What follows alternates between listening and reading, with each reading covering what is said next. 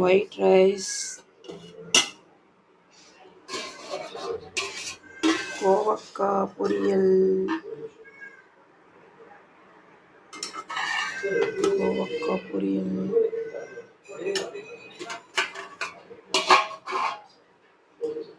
இது கேரட் பொரியல், முட்டை போட்டு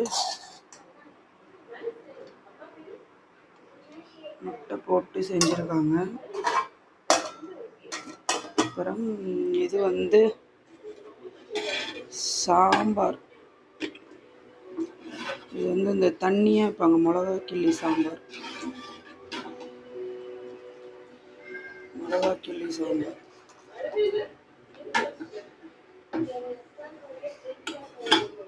அப்புறம் இது நேற்று வச்ச மீன் குழம்பு. அவ்வளோதான் எங்கள் வீட்டில் இன்றைக்கி லஞ்ச். உங்கள் வீட்டில் என்னன்னு சொல்லுங்கள். பாய்.